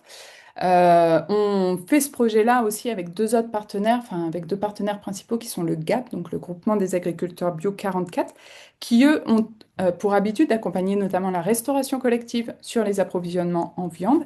Et on se rend compte que la restauration collective, elle a une problématique d'équilibre matière. Généralement, ils vont chercher des morceaux moins chers. Et donc, ils ont besoin de travailler avec les autres acteurs sur le territoire pour créer cet équilibre matière. Et on travaille avec le CRAPAL, qui est le Conservatoire des races locales des Pays de la Loire, qui accompagne plusieurs collectifs, donc la vache nantaise, mais il y en a plein d'autres, le porc blanc de l'Ouest, le poulet nantais, la bretonne pinoire, etc. Des collectifs de races locales qui ont un enjeu de biodiversité, de valoriser les typicités de leurs animaux et qui sont généralement, enfin même quasiment exclusivement, en fait, on ne fait pas le choix d'élever une race locale rustique pour ne pas aller vers un mode d'élevage qui soit extensif, agroécologique et biologique la plupart du temps. Donc, en s'intéressant aux races locales, on s'intéresse aussi à des modes de production qui sont plus vertueux. Et en prenant en compte aussi que nous, sur notre territoire de la Loire-Atlantique, on est sur un territoire où il y a beaucoup de zones humides. C'est aussi des terres sur lesquelles on ne pourrait pas cultiver des végétaux. Et donc, en fait, c'est aussi s'intéresser à la typicité du territoire pour ne pas oublier que sur certaines zones, l'élevage est quand même la meilleure façon d'entretenir ces territoires-là et de permettre de capter plus de CO2. Donc il y a aussi des enjeux écologiques derrière de favoriser ce type d'élevage.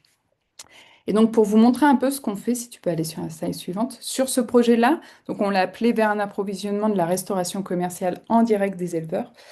On a cet enjeu de lien direct entre les restaurateurs et les éleveurs ou les collectifs d'éleveurs, parce qu'il y a des problématiques de logistique et de commercialisation qui sont compliquées à penser par un éleveur individuel. Donc on travaille avec des collectifs, ils se sont regroupés parfois pour commercialiser ensemble. En amont, on a fait une enquête pratique auprès des restaurants pour leur demander c'est quoi aujourd'hui vos fonctionnements sur l'approvisionnement en viande, mais c'est quoi aussi votre connaissance. Et on s'est rendu compte qu'il y avait des failles en termes de connaissance des races locales, des enjeux de l'élevage, etc. Donc, on a mis en place des temps d'échange entre les éleveurs et les restaurateurs pour permettre de favoriser l'interconnaissance, de les faire monter chacun en compétences là-dessus. Et ça va notamment passer par des visites de fermes, donc notamment des fermes qui vont pouvoir faire découvrir leurs animaux de race locale et les spécificités gustatives et culinaires qu'il y a derrière, parce que franchement, aller goûter un poulet nantais, ça n'a rien à voir à aller goûter un poulet élevé de race classique, élevé très rapidement en bâtiment. Donc il y a quand même l'aspect gustatif qui va être intéressant à découvrir.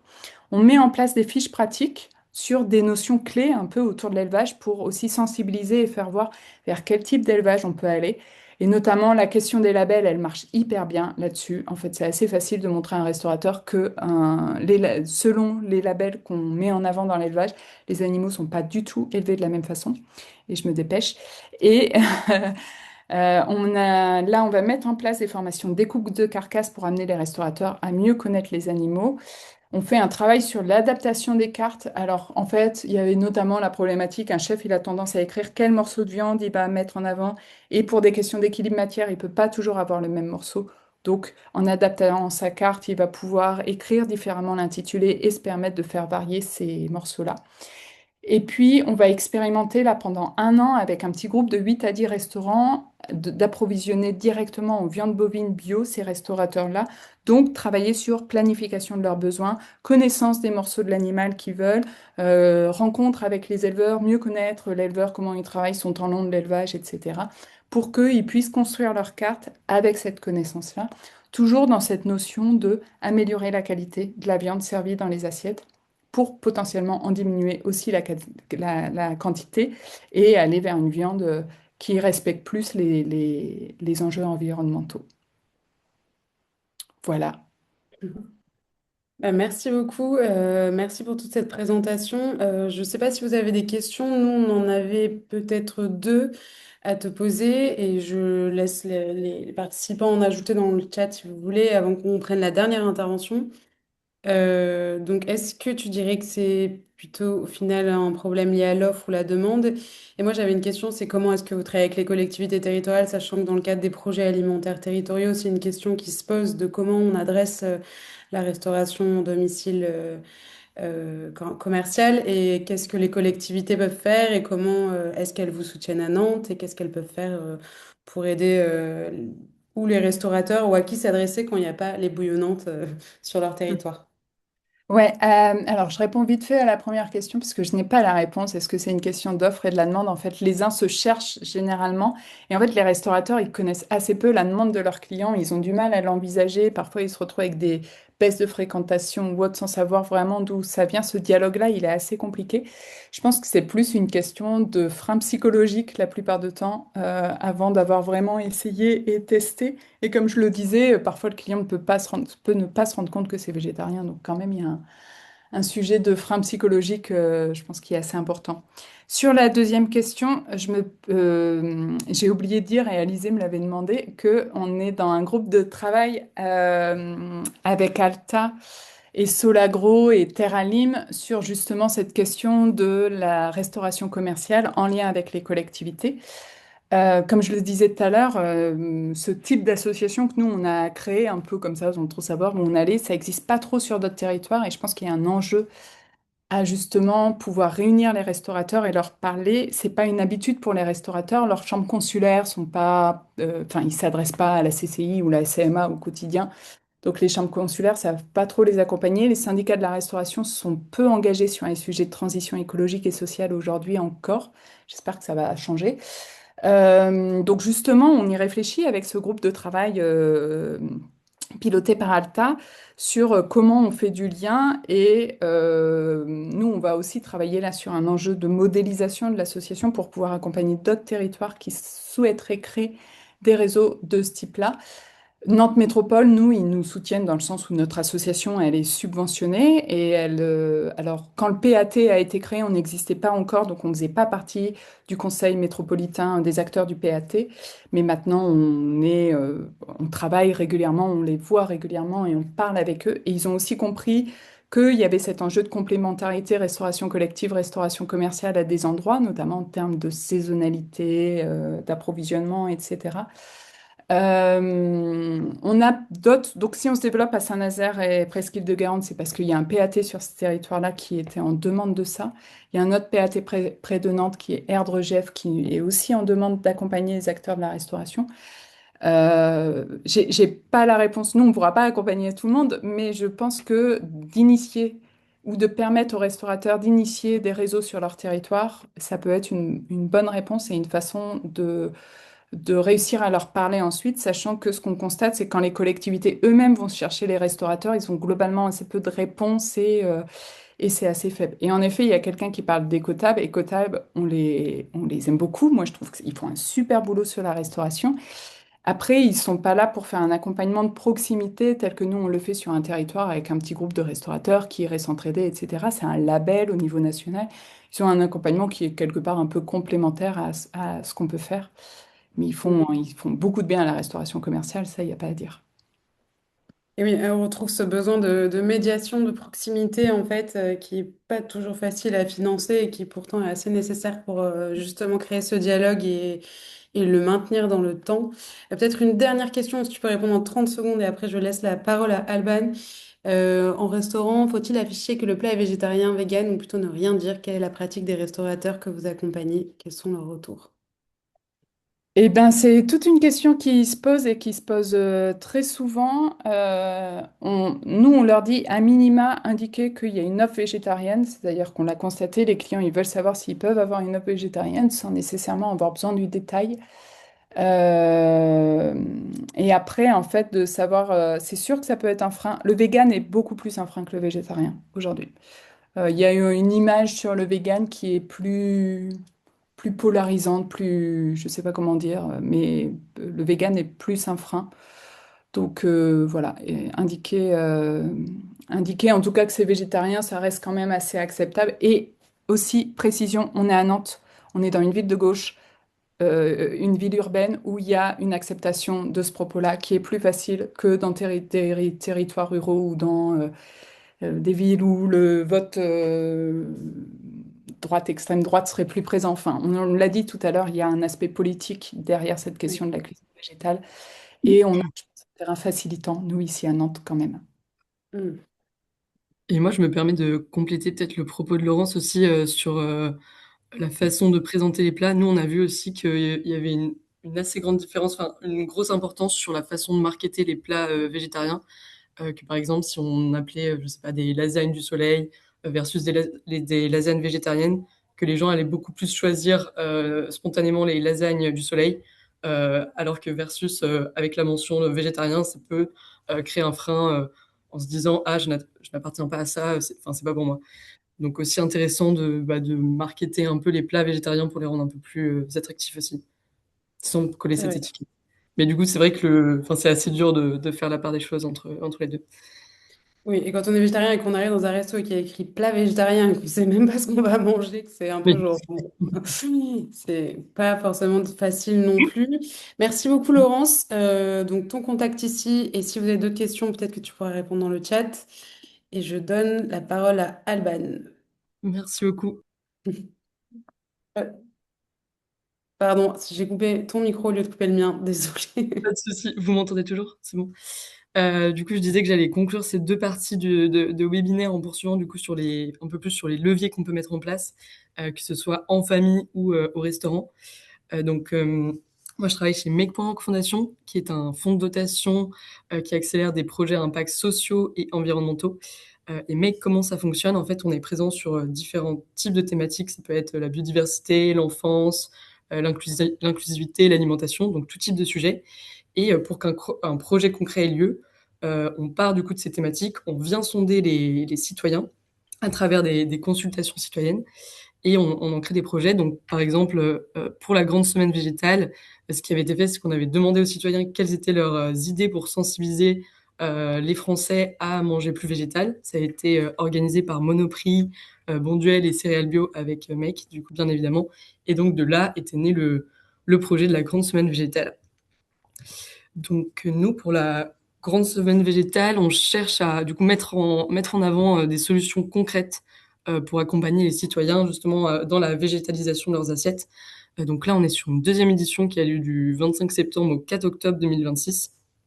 Et donc l'idée, c'est de partir de toutes les initiatives existantes, les acteurs déjà engagés, ceux qui souhaiteraient s'engager aussi, et de les rassembler autour de ce temps fort pour enfin nous notre levier du coup c'est d'agir collectivement pour faire progresser l'alimentation végétale, pour donner plus d'impact au mouvement. Et pour ça donc on a trois coporteurs du projet. Donc comme je vous le disais, moi je suis chez Make.org Foundation. Donc on est assez habitué au format journée et semaine nationale. Et nous, notre rôle là-dedans, autour de la thématique qu'on a choisie, c'est de rassembler l'ensemble des acteurs. Donc ici, on rassemble les associations, la restauration individuelle et collective, la grande distribution, les acteurs de la santé autour de cette thématique de l'alimentation végétale. Et pour cela, et l'avantage, c'est que c'est des acteurs qui n'auraient pas forcément dialogué à l'origine. Donc on essaye de faire, créer cette dynamique. Et pour ce type de projet, du coup, on s'entoure d'acteurs un peu plus experts. Donc là, en l'occurrence, l'AVF, que vous connaissez déjà du coup, parce que ça a été présenté, et Interveg, dont on a rapidement parlé, qui est une coalition de marques françaises végétales, et qui comprend notamment Bjorg, La Vie, Accro, Swap, etc., que vous connaissez peut-être. Et donc autour de ça, on a quatre objectifs assez interdépendants. On souhaite du coup, d'une part, évidemment, sensibiliser les citoyens aux bienfaits d'une alimentation végétale, faciliter la découverte des différents types d'alternatives et encourager le passage à l'action à travers les activités locales qu'on cherche à pousser. Mettre en valeur évidemment tous les acteurs qui participent à cette transition alimentaire et tout ça autour d'un temps fort qui soit assez fédérateur, positif et qui donne, comme je disais, un peu plus d'impact à ce mouvement-là qui pour l'instant n'est aussi pas tout à fait généralisé. Donc il faut savoir que nous, notre approche n'est pas militante. L'objectif, c'est de toucher un public justement qui n'est pas forcément déjà sensibilisé. On est plutôt dans une dynamique d'aider à faire le premier pas, à encourager en tout cas les citoyens à aller tester, goûter. On veut placer du coup l'alimentation comme un gros levier pour réduire notre empreinte carbone. Parce qu'on a souvent en tête que nos émissions sont dues au transport, à nos déchets, mais l'impact de l'alimentation, c'est quelque chose qui est, je trouve, un peu moins ancré dans l'imaginaire collectif, alors qu'on mange quand même 3 fois par jour. Donc ça peut être un levier énorme. L'impact peut être très très très concret.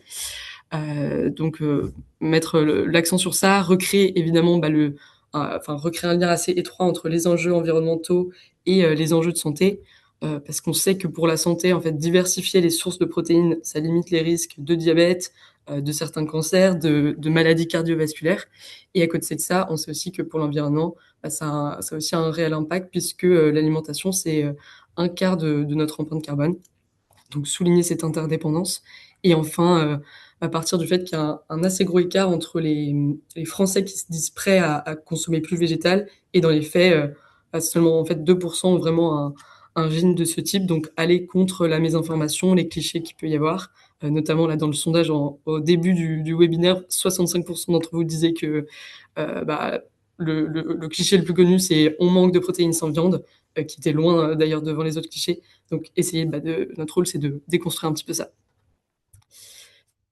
Et donc, concrètement, qu'est-ce que c'est la grande semaine végétale? C'est 10 jours, en fait, pour apprendre à cuisiner, découvrir et adopter une alimentation plus végétale. Donc, pendant ces 10 jours, vous retrouverez des événements partout en France. Si jamais vous connaissez déjà un petit peu notre site, on a une cartographie qui mappe la France et qui répertorie tous les événements. Donc ça permet côté organisateur d'action de référencer les événements, de les mettre en visibilité, et côté citoyen de repérer un peu les événements qui ont lieu proche de chez eux, pardon. Parce que l'idée c'est justement que chacun puisse découvrir ce qu'il y a près de chez lui, aller tester, être sensibilisé. Donc c'est ça l'objectif de la grande semaine végétale. Et en termes d'événements, on a une assez large typologie, donc que ce soit des dégustations, des ateliers de cuisine, des menus végétaux en restaurant, des conférences, visites de potager, stands de sensibilisation. Il y a plein de formats duplicables. Et comme vous l'a présenté Laurence, il y a aussi plein de sous-formats, rien que par exemple sous l'idée menus végétaux, il y a plein d'idées qu'on peut construire.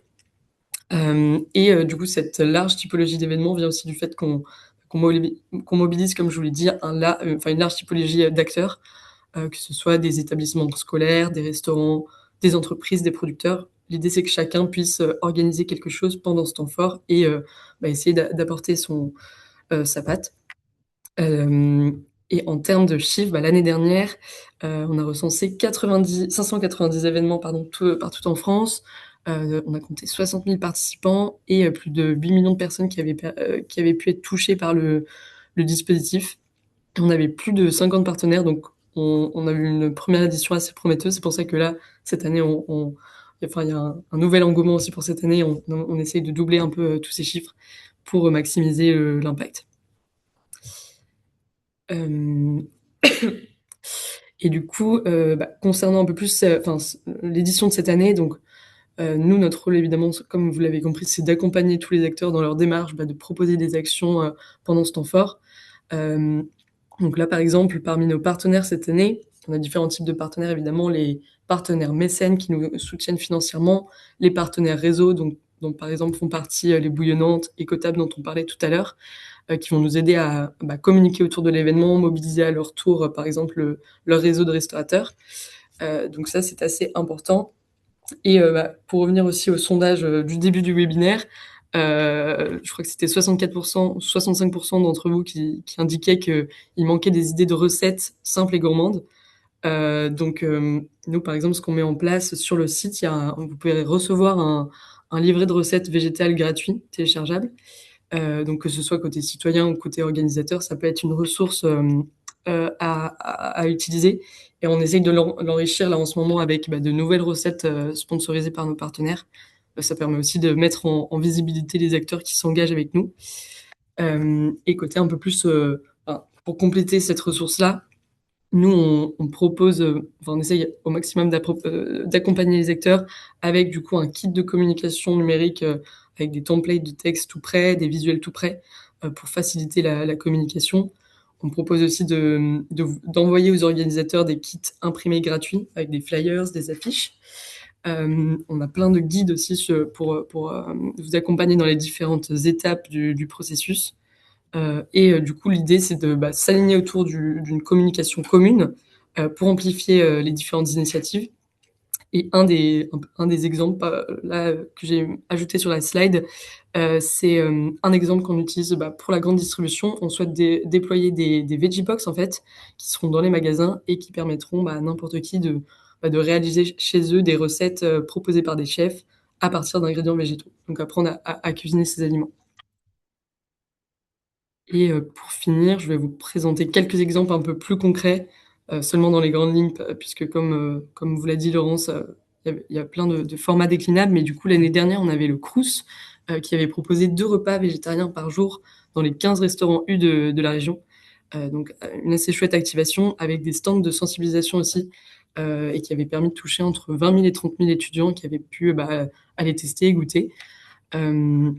En parallèle, on avait aussi par exemple Uber Eats qui avait mis en avant l'offre végétale sur son application avec par exemple la bannière la grande semaine végétale. Toute la page était aux couleurs de la grande semaine végétale avec aussi toute une communication qui avait été faite par mail aux utilisateurs. Et ça, du coup, ça avait permis de toucher les 3,4 millions d'utilisateurs réguliers d'Uber Eats. Donc pareil, ça c'est quelque chose qui donne pas mal, enfin qui amplifie en tout cas le mouvement. On parlait d'Ecotable tout à l'heure.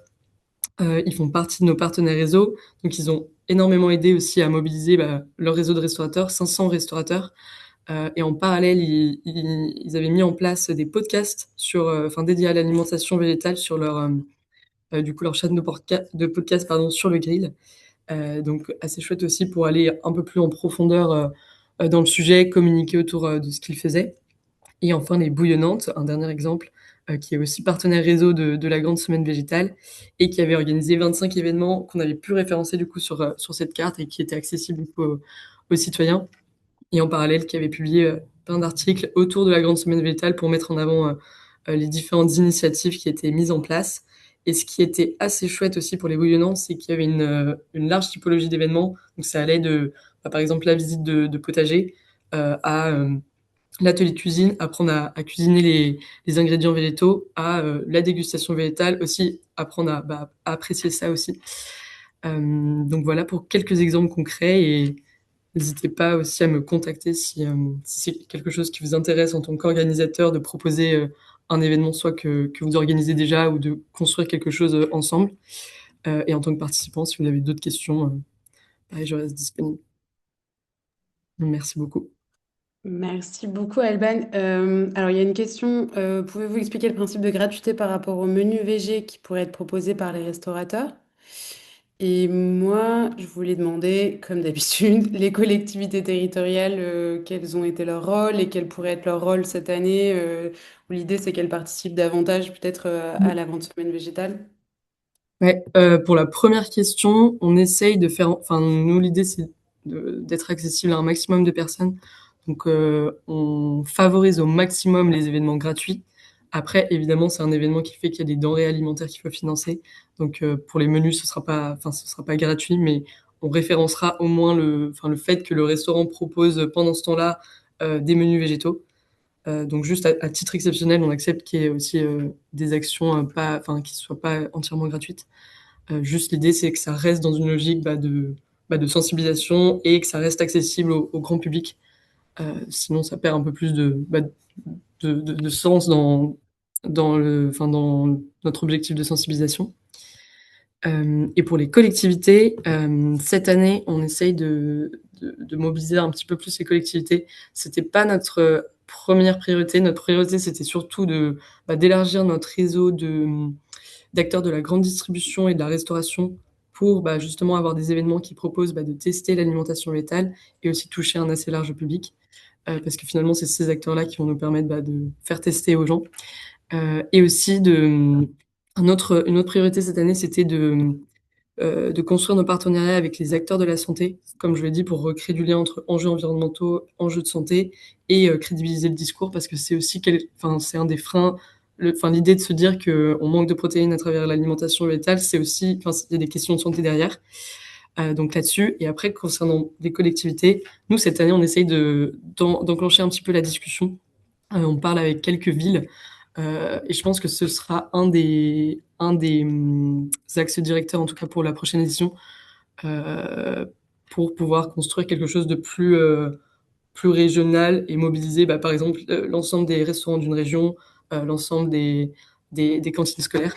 C'est ce qu'on fait déjà un petit peu, mais sans enfin, ce pilotage à l'échelle, par exemple, d'une ville, etc. Mais enfin, c'est des discussions qu'on a déjà, par exemple, avec la ville du Vésinet, etc. Et enfin, il y a pas mal de collectivités qui se mobilisent déjà. Là, j'ai vu qu'il y avait la mairie de Le Port à La Réunion qui avait chargé un événement sur notre carte.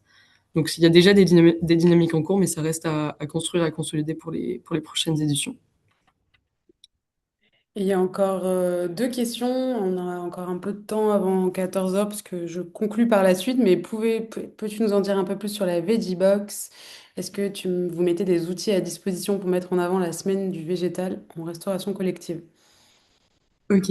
Alors la Veggie Box, c'est un concept, enfin une stratégie d'activation qu'on a conçue avec une agence de communication qui s'appelle Dentsu.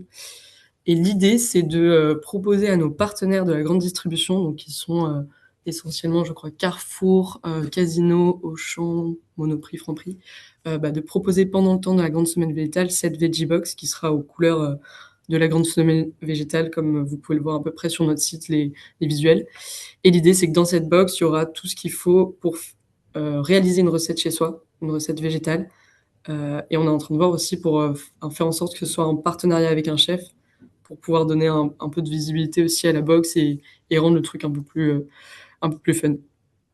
Et pour la question suivante, c'était les outils à disposition en restauration collective. Euh, moi, je suis un peu plus spécialisée sur les associations et les acteurs de la santé, mais mon collègue d'Interveg est plus bah, justement sur la restauration collective. Donc, je pourrais aussi vous mettre en relation si ça vous intéresse. Mais bah, en termes d'outils, c'est ce que je présentais globalement tout à l'heure. On a tous nos outils du coup de communication digitale qui sont prêts. Donc, c'est des kits avec, par exemple, des templates de publication pour les réseaux sociaux, que ce soit Instagram ou LinkedIn. Euh, des kits imprimés aussi, donc on a des affiches, des flyers qui peuvent aider à communiquer autour de ça. Le livret de recettes végétales qui peut potentiellement être utilisé. Je ne sais pas à quels outils vous pensiez exactement, mais donc plutôt sur ça en termes d'outils. Et en fait, sur notre site, il y a une page espace organisateur. Et là, en fonction du type d'acteur que vous êtes, par exemple, je suis un acteur de la restauration collective, vous trouverez plein d'idées à appliquer et ce qui marche bien. Idem, si vous êtes une association, il y a aussi plein de recommandations. Je peux mettre le site dans le chat si ça Ouais. intéresse certains. Hop.